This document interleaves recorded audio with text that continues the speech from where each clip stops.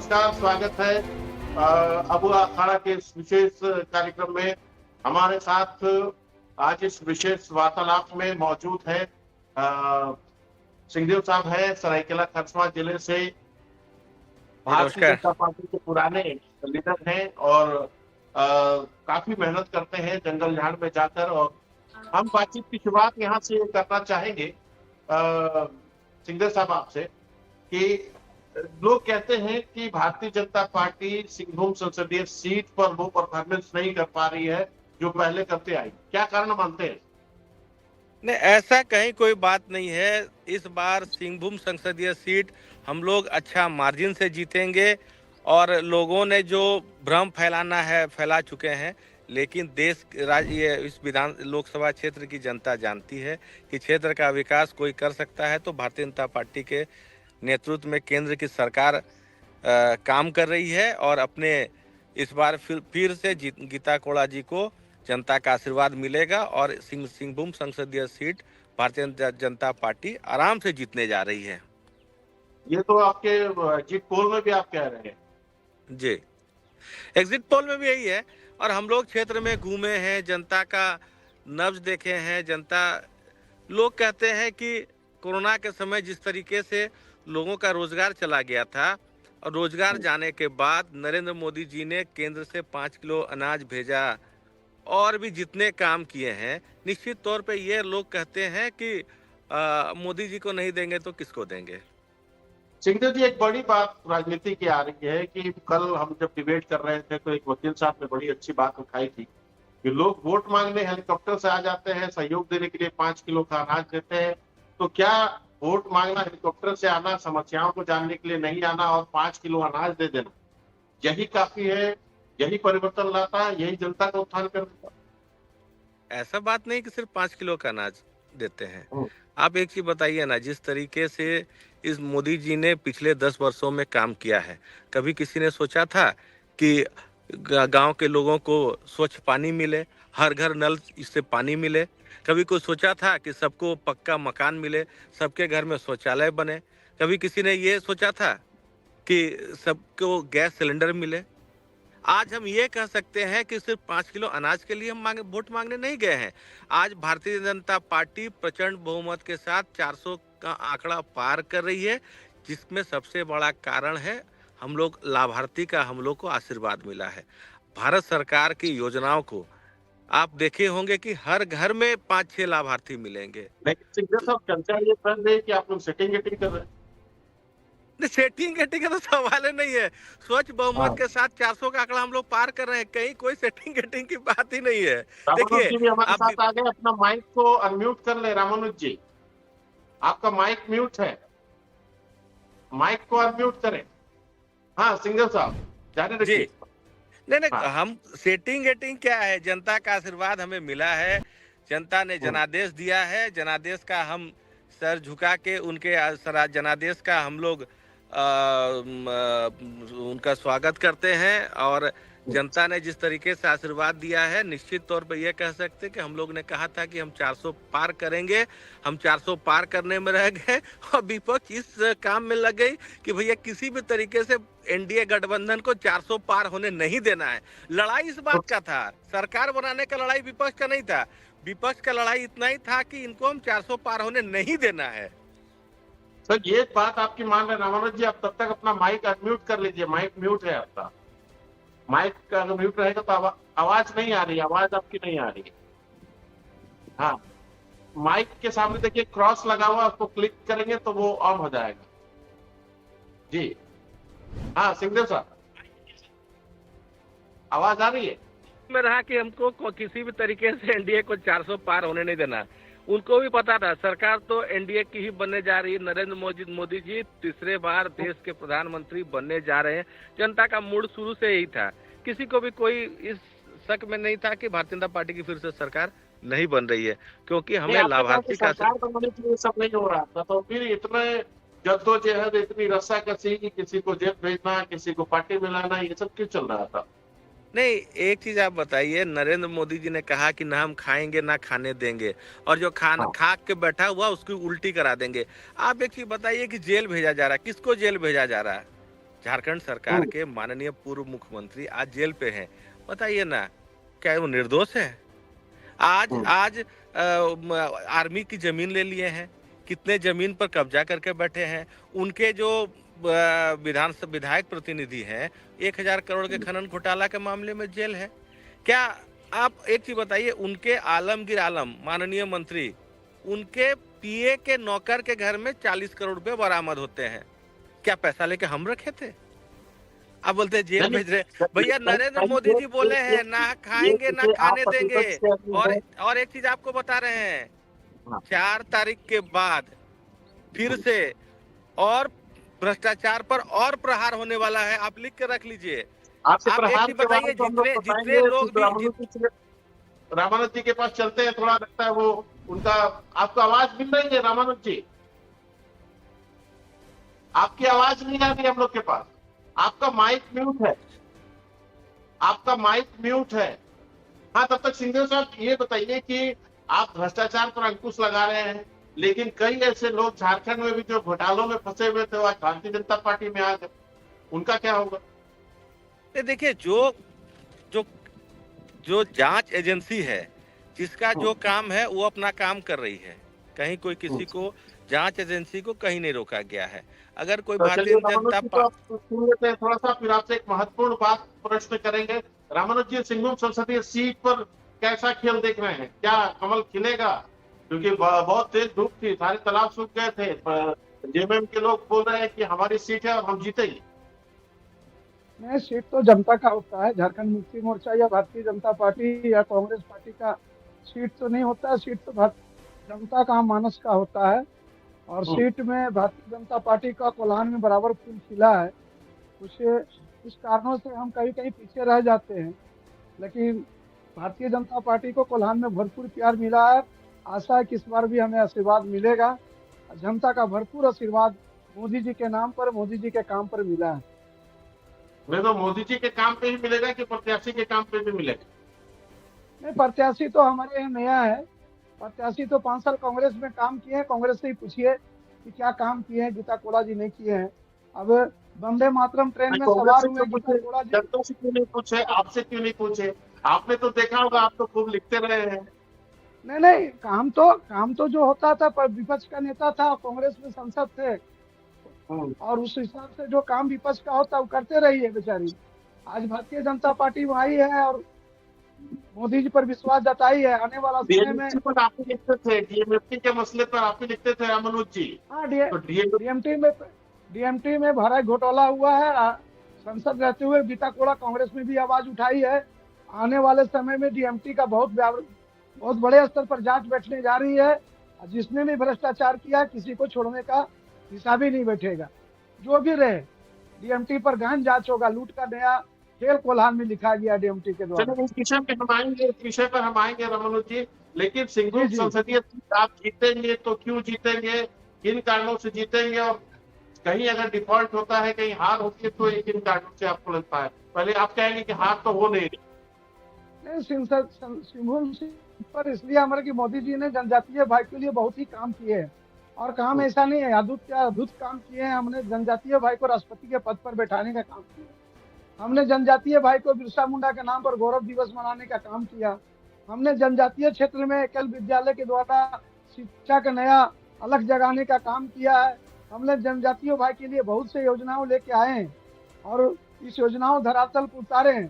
जनजातीय भाई भी हमारे साथ में जुड़े हैं और बड़ी संख्या में जनजातीय भाई हमें मतदान किए हैं। इसी के भरोसा हम जीतने जा रहे हैं।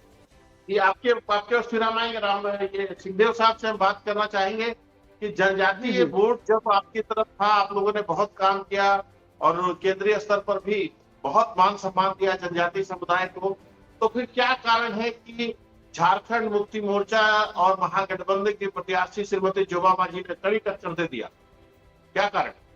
आपका भी माइक म्यूट है सिंघदेव साहब, आपका माइक म्यूट हो गया है। ये चुनाव में तो टक्कर होती है, ऐसा बात नहीं कि एक तरफा चुनाव कभी भी होता है। लेकिन ये कहेंगे कि नरेंद्र मोदी जी की सरकार ने पिछले 10 वर्षों में जनजातीय समाज के लिए जितने काम किए हैं, इस काम के आधार पर हम ये कह सकते हैं कि इस बार जनता का आशीर्वाद सिंहभूम संसदीय क्षेत्र में हमें मिलेगी। आप एक चीज बताइए ना, ट्राइबल अफेयर मिनिस्ट्री के द्वारा हेल्थ के क्षेत्र में भी काम किए जा रहे हैं। सिकल सेल एनीमिया जो कि ट्राइबल क्षेत्र में सबसे बड़ी समस्या है, सिकल सेल एनीमिया का, जिसके लिए ट्राइबल अफेयर मिनिस्ट्री के द्वारा काम किए जा रहे हैं। आज एक चीज बताइए, जितना काम ट्राइबल अफेयर मिनिस्ट्री के समय हुआ है, शायद ही ये अद्भुत काम हुआ है। आप एक चीज बताइए, ट्राइबल अफेयर मिनिस्ट्री शिक्षा के क्षेत्र में काम कर रही है। नरेंद्र मोदी जी की सरकार में 100 दिन के जो योजना बना था, 100 दिन का जो उन्होंने दिखाया था, जो रिपोर्ट कार्ड भेजा था, उसमें लिखा था कि एकलव्य विद्यालय सिंहभूम संसदीय क्षेत्र में बहुत जगह बन रहे हैं, तो क्या इसका हमें फायदा नहीं मिलेगा? आप एक चीज बताइए कि बिरसा मुंडा को भारत के इतिहास में भुलाने का काम किया गया था। आप इतिहास पढ़िएगा तो आप देखे होंगे कि भारत के जितने भी स्वतंत्रता सेनानी हैं जो हमारे यहाँ के हैं, किसी को स्थान नहीं मिला था। आप बिरसा मुंडा को के जन्मदिन को जनजाति गौरव दिवस के रूप में मना रही है। बिरसा सर्किट, जिस तरह का रामायण सर्किट बना है, उसी प्रकार ट्राइबल अफेयर मिनिस्ट्री के माध्यम से बिरसा सर्किट बन रहा है। यहाँ मैं सिंधु आपको रोकना चाहूंगा। मैं आपसे जानना चाहूंगा, आपने बिरसा मुंडा जी को भारतीय जनता पार्टी ने बहुत सम्मान दिया, ये बड़े गौरव की बात है, राष्ट्रीय स्तर पर दिया। लेकिन बिरसा मुंडा ने जहां से शिक्षा दीक्षा ग्रहण की, जहां से उनकी शुरुआत हुई, वो शहर चाईबासा है। यहाँ एक स्मारक नहीं बना पाया। नहीं, आप देखे होंगे, अभी बिरसा सर्किट का उन्होंने अभी बिरसा सर्किट पर काम होने वाला है। जिस तरीके से रामायण सर्किट बना है ना, राम कहाँ पैदा हुए, राम कहाँ पढ़ाई किए, राम कहाँ गए, राम कैसे गए, जिस तरह का रामायण सर्किट बना है, उसी तरीके से ट्राइबल अफेयर मिनिस्ट्री के माध्यम से बिरसा सर्किट बना है। उसका अभी काम शुरू होने वाला है, उस पर काम चल रहा है, उसका प्रशासनिक स्वीकृति सारा चीज हो चुका है। इसीलिए बिरसा जिस रास्ते से घूमे हैं, जहां पर पढ़ाई किए हैं, सारे जगह को ऐतिहासिक रूप से उसको विकसित करने का काम भारत सरकार है। जी जी, तो रामानुज जी, अब आप ये बताइए कि माननीय केंद्रीय मंत्री, जी बताइए, आप पूरी कर दीजिए। केंद्रीय मंत्री अर्जुन मुंडा जी का काम आपको जो किए हैं अपने पिछले 5 वर्षों में, आपको आने वाले दिनों में आपको दिखाई देगा। अब देखिएगा जब बिरसा सर्किट जब बनेगा, लेकिन खूबी की बात कर रहे हैं तो वहाँ का जो प्रेडिक्शन आ रहा है, वहाँ की जो भविष्यवाणी आ रही है, वहाँ की जो स्थिति परिस्थिति आ रही है राजनीतिक रूप से, वो बड़ी चौंकाने वाली है। इतना काम करने के बाद मुंडा जी को पीछे बताया जा रहा है। ऐसा कोई बात नहीं है। कुछ न्यूज चैनल में पीछे दिखाया जा रहा है, कुछ न्यूज चैनल में जीत दिखाया जा रहा है। अब एक दिन का इंतजार कीजिए, जनता का आशीर्वाद, जिस तरह का खूंटी का लोकसभा का जनता ने आशीर्वाद दिया है, निश्चित तौर पर जनता के मूड के माध्यम से यह कह सकते हैं कि खूंटी संसदीय सीट भी हम लोग जीतने जा रहे हैं। तो आप भी मतलब वो कांग्रेस जो कह रही है कि 4 जून का इंतजार कीजिए, जो आपके पक्ष में दिखा रहे हैं वो तो ठीक है, लेकिन विपक्ष में दिखा रहे हैं वो गलत दिखा रहे हैं, आप कह रहे हैं। नहीं, हम ये नहीं दिखा रहे, हम तो ये बोले कि देखिए ना 295 होने वाला है। हाँ। ऐसे बात नहीं है। आप हम ये कहेंगे कि हम लोग ने जितने, मुंडा जी ने जितने काम किए हैं, उनके काम के बदौलत हम ये कह सकते हैं कि खूंटी संसदीय क्षेत्र की जनता का आशीर्वाद हम लोग को पुनः मिलने जा रहा है और पुनः अर्जुन मुंडा जी जीत रहे हैं। बिल्कुल, हम आपके पास बहुत संक्षेप में 2-3 प्रश्न और रखेंगे सिंघल साहब। रामानुज जी, ये बताइए कि श्रीमती गीता कोड़ा जी को बहुत पहले टिकट मिल गई और जेएमएम ने टिकट देने में बहुत देरी की अपने प्रत्याशियों को, लेकिन चुनौती बनकर जोबा मांझी खड़ी हो गई बड़ी मजबूती के साथ। क्या कारण रहा है? नहीं, जोबा मांझी को चुनौती नहीं था, झारखंड मुक्ति मोर्चा और कांग्रेस का प्रोपगंडा चुनौती था। उन्होंने गांव में जाके गलत बात का संदेश दिया, संविधान खतरे में, आदिवासी खतरे में है, भाजपा भिखू पार्टी है, भाजपा, ऐसा एक वातावरण क्रिएट करने का काम किया झारखंड मुक्ति मोर्चा और कांग्रेस ने। और हमने भी समय पर जाकर जनजातियों भाई के बीच में जहां वो गलत बात बोल रहे थे उसका प्रतिवाद किए हैं और उसका परिणाम आया है कि हम लोग के पर जनता भरोसा जताया है और कहीं चैलेंज दिखा है। कोल्हान में कुछ जगह में हमें चैलेंज मिला है, उस चैलेंज को हम स्वीकार किए हैं। कहाँ चैलेंज मानते हैं? नहीं, जैसे मंझगांव विधानसभा थोड़ा सा मेरे लिए डिफिकल्ट रहा, चवासा प्रोपर डिफिकल्ट रहा है और वहाँ पर हो सकता है कि थोड़ा 19-20 हम लोग हो, लेकिन जगन्नाथपुर विधानसभा की शिकार हुई है, ऐसी भी सूचना। नहीं नहीं, पार्टी पूरा संगठित होकर लड़ा, एक कार्यकर्ता पार्टी के लिए समर्पित था। कहीं कोई भीतर घात और बाहर घात नहीं हुआ है। पार्टी के एक कार्यकर्ता पूरा 100% पार्टी के लिए काम किया, कहीं जब भीतर विचार घात का संभावना नहीं। पूछेंगे कि कौन जीतेगा कौन हारेगा, सिंहदेव साहब बहुत संक्षेप में सिंहभूम संसदीय सीट पर मान लीजिए सांसद कोई भी जीते, कोई भी पार्टी कोई भी दल जीते, वो कल दोपहर 12 साढ़े 12 तक क्लियर हो जाएगा किसकी जीत हो रही है। लेकिन चुनौती क्या क्या देखते हैं, एकदम निष्पक्ष बगैर किसी दल पर या दलगत स्थिति से ऊपर उठकर आते हैं कि सिंहभूम संसदीय सीट पर आप दोनों से हमारा प्रश्न होगा, एक एक करके आप बताएंगे कि सबसे बड़ी चुनौती क्या देखते हैं। देश की हॉट सीट है, सारे देश की नजर इस पर रहती है, लेकिन यहाँ विकास ना करनी। देखिए, आने वाले दिनों में डीएमएफटी फंड, जैसे नामा रामानुज जी ने कहा कि मोदी जी की ये बड़ी योजना है। मोदी जी ने कहा था कि जहां से खनिज का उत्खनन होगा वहां से खनिज का एक रॉयल्टी का एक भाग वहां पर दिया जाएगा उस क्षेत्र के लिए, न कि उस क्षेत्र का नहीं। ठीक है, सुप्रीम कोर्ट का आदेश था जिसको केंद्र सरकार इम्प्लीमेंट कर रही है, और उसके बावजूद आप देखे होंगे कि डीएमएफटी फंड की लूट की गई है। ये सबसे बड़ा चुनौती है। और एक चीज मैं आपको बताता हूं कि अगर उस क्षेत्र का जितना डीएमएफटी फंड का पैसा दिया गया था, उस पैसा का अगर उपयोग सही ढंग से किया गया रहता तो आने सिंहभूम संसदीय क्षेत्र का दशा दिशा कुछ और रहता। एक चीज बताइए, जिस तरह का यहाँ पर लूट मचा के रखा गया था और एक चीज है, हर घर नल योजना, हर घर जल योजना। आज हर घर नल जल के लिए जो केंद्र सरकार पैसा भेज रही है, अगर सही मायने में अगर उसका ठीक से क्रियान्वयन राज्य सरकार के द्वारा किया जाता तो आज के दिन में नल का पानी सिर्फ शहर में नहीं, गांव में हर घर पे जाता। लेकिन यही कहेंगे कि हमारे लिए सबसे बड़ी चुनौती बन गई है कि केंद्र सरकार पैसा भेज रही है, राज्य सरकार उसका इम्प्लीमेंट ठीक से नहीं कर रहा है। आने वाले दिनों में इसको ठीक से किया जाए, ये हमारे लिए चुनौती है। हम चुनौती स्वीकार करते हैं और आने वाले दिनों में इसको ठीक किया जाएगा और हर घर में नल से पानी पहुंचेगा। जी, एक और चुनौती माननीय अर्जुन मुंडा जी तत्कालीन मुख्यमंत्री रहे, उन्होंने सरायकेला खरसावां जिला बनवाया जो सिंहभूम संसदीय क्षेत्र के अंतर्गत आता है, और एक दो इलाकों को छोड़ दें उत्तराखंड के सेक्टर को तो आता है। लेकिन इसे कला संस्कृति की राजधानी, झारखंड की सांस्कृतिक राजधानी बनाने की उन्होंने घोषणा की थी, लेकिन आज तक नहीं बनी। तो ये भी चुनौती है। ये भी सही बात है, जितना छऊ के लिए अर्जुन मुंडा जी मुख्यमंत्री रहते हुए छऊ के विकास के लिए, संवर्धन के लिए, उसके विकास उतना काम किए थे, लेकिन उनका वो 2014 के बाद फिर उस पर नहीं हो पाया। आपका वीडियो म्यूट हुआ। इसको घोर उपेक्षा किया जा रहा है, जितना उस पर काम होना चाहिए तो उतना काम नहीं हुआ है। और आने वाले दिनों में इस पर भारतीय जनता पार्टी की जब केंद्र राज्य में सरकार बनेगी और इस पर हम लोग और काम करने वाले। हाँ, एक चीज है कि कला संस्कृति मंत्रालय की ओर से एक विशेष ये भेजी गई है छऊ का संवर्धन के लिए भारत सरकार को। आने वाले दिनों में इस पर भी देखिएगा केंद्र सरकार से भी कुछ काम होने वाला है। एक और आपसे बात करें, उस पर राममोहन जी के पास जाएंगे। एशिया का सबसे बड़ा इंडस्ट्रियल हब है आदितपुर का इलाका, जहां से आप भी आते हैं, आपके इलाके में है। लेकिन केंद्र में भी डबल इंजन की सरकार रही। अभी झारखंड में अलग अलग सरकार है, यहाँ जेएमएम की सरकार है, वहाँ भारतीय जनता पार्टी की सरकार है। लेकिन उद्योग जगत के उत्थान के लिए सिंहभूम संसदीय सीट पर कोई चर्चा नहीं हो। नहीं, आप देखे होंगे कि उद्योग के क्षेत्र में अभी काम हो रहे हैं और जिस तरीके से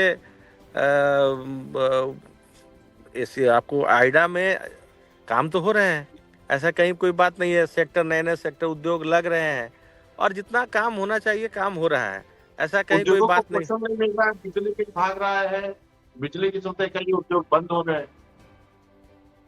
देखिए, राज्य सरकार के द्वारा जितना उचित कदम उठाना चाहिए उद्योग के लिए, उतना राज्य सरकार ध्यान नहीं दे रहा है। जब इससे पहले हमारी सरकार थी तो ऐसा कोई बात नहीं था, लेकिन हमारी सरकार राज्य में हट जाने के बाद जिस तरह का उद्योग के क्षेत्र में जितना काम होना चाहिए उतना काम, आप सही बोल रहे, नहीं हो पा रहा है, जिसके कारण अभी लोग अपना काम को कुछ कुछ समेटने में लगे हुए हैं।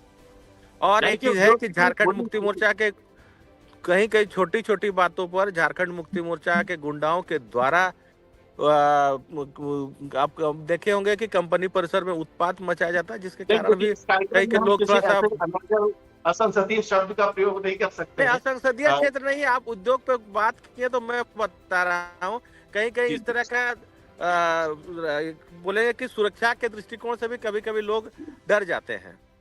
हम्म। अगर परिस्थितियां विपरीत हुई, एक अंतिम प्रश्न आपसे, परिस्थितियां विपरीत हुई और जो चुनौती है जोवा मांझी जी आपके सामने खड़ी है और जीत गई, तब की परिस्थिति में आपका क्या आकलन रहे? नहीं सर, हम लोग चुनाव जीत रहे हैं, चुनाव जीत रहे हैं। और अब ईश्वर को क्या कृपा है वो तो नहीं कह सकते हैं, जनता ने आशीर्वाद दिया है हमें, निश्चित तौर पे ये कहेंगे कि चुनाव हम लोग जीत रहे हैं। चलिए, रामानुज शर्मा जी के पास हम जाते हैं, लेकिन उनका व्यू, रामानुज शर्मा जी, आप तो मुखर जी रहे जी हैं, घोटालों को उजागर करते रहे हैं। आप जी सबको जी इस प्रश्न के बाद हम इस वार्ता को समाप्त करेंगे। जी जी। आपने हर बिंदु पे लिखा है, नगर परिषद पे लिखा है, नगर परिषद पर करप्शन को लिखा है, डीएमएफटी पे लिखा है। अब क्या क्या लिखेंगे नए सांसद के?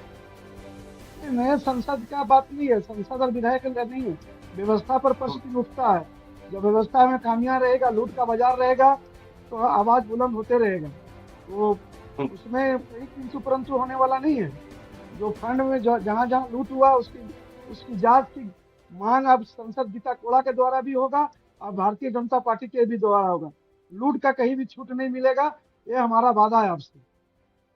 क्या सरकार चुनौती किसी का देख रहे हैं आप इस क्षेत्र में, पश्चिमी सिंहभूम के क्षेत्र में? सिंहदेव साहब ने बताया कि सरायकेला में बहुत बड़ा इंडस्ट्रियल हब है, सांस्कृतिक बातें बताई इन्होंने।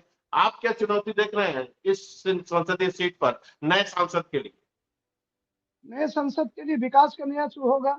विकास 5 साल में कहीं विकास हुआ नहीं है। 5 साल में कोल्हान बहुत पीछे चला गया है। मोदी जी जो भी योजना दी है धरातल पर उतरा नहीं। गरीबों को इंसाफ नहीं मिला, गरीबों को रोजगार नहीं मिला, उद्योग पीछा रह गया, माइंस बंद है। एक भी सारी चीजों उद्योग पर नहीं आया सुचारू पश्चिमी होगा। सिंहभूम में, एक भी उद्योग नहीं आया। टोटल कोल्हान का माइंस बंद है। उस माइंस को खोलाने का काम करेंगे, लोगों को रोजगार देने का काम जी, इसी क्षेत्र में काम होगा। जो चलिए, इतने बहुत बड़े बहुत बंद। धन्यवाद दोनों का, बहुत बहुत शुक्रिया। कल आपसे फिर मुलाकात होगी, आपकी जी जी प्रतिक्रिया जी हम लेंगे। तो सुबह 8 बजे से 5 बजे तक हम लगातार अपडेट देते जी रहेंगे। कौन जीतेगा कौन हारेगा ये तो भविष्य के गर्भ में है। कल कौन सा नया अवतरण होता है, कौन नया सांसद बनता है, ये देखने वाली बात होगी। आप सबका बहुत बहुत धन्यवाद। अबू अखाड़ा की इस भेंट वार्ता, इस परिचर्चा, इस खास चर्चा में भाग लेने के लिए बहुत बहुत धन्यवाद। नमस्कार। चलिए, आपको भी नमस्कार। बहुत धन्यवाद। धन्यवाद धन्यवाद।